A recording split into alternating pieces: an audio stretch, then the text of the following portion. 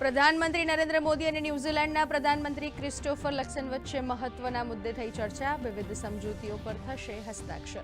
ન્યૂઝીલેન્ડના પ્રધાનમંત્રીએ મહાત્મા ગાંધીજીની સમાધિ પર અર્પણ કર્યા શ્રદ્ધાસુમન.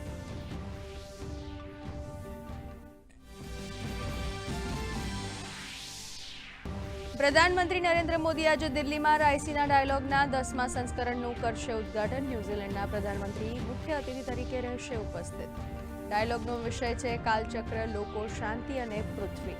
3 દિવસના કાર્યક્રમમાં 125 દેશોના પ્રતિનિધિઓ લેશે ભાગ.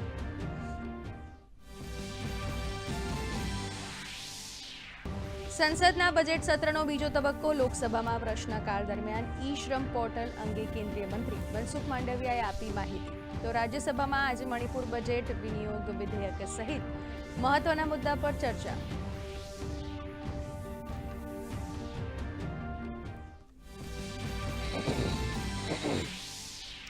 વિધાનસભામાં આજે પ્રશ્નોત્તરી કાળ દરમિયાન મુખ્યમંત્રી હસ્તકના સામાન્ય વહીવટ, વહીવટી સુધારણા, તાલીમ અને આયોજન, ગૃહ અને પોલીસ, હાઉસિંગ સહિત વિવિધ વિભાગોના પ્રશ્નો પર ચર્ચા. મુખ્યમંત્રી અને ગૃહ રાજ્યમંત્રી ચર્ચામાં લેશે ભાગ.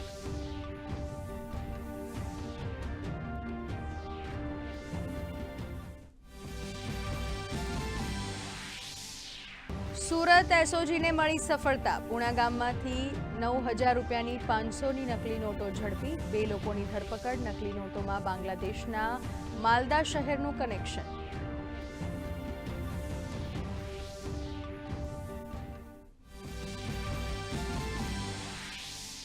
અમૃતસર મંદિર પર ગ્રેનેડ હુમલો કરનાર આરોપીનું એન્કાઉન્ટર. આરોપી ગુરકીદ પોલીસ અથડામણમાં માર્યો ગયો તો અન્ય એક આરોપી ફરાર. અથડામણમાં 2 પોલીસ કર્મીઓ પણ ઘાયલ.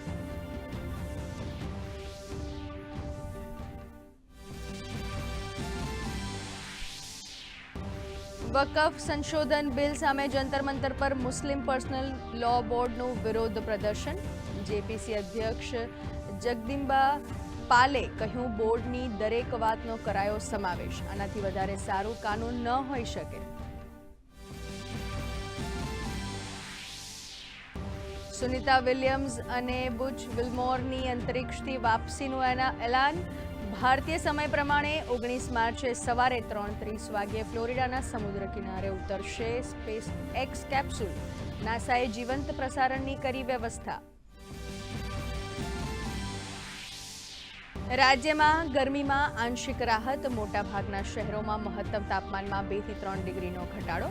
સુરતમાં 36.2, અમદાવાદમાં 36.7, વડોદરામાં 37.4, રાજકોટમાં 37.9 ડિગ્રી નોંધાયું તાપમાન. આગામી 5 દિવસ વાતાવરણમાં ફેરફાર ન થવાની આગાહી.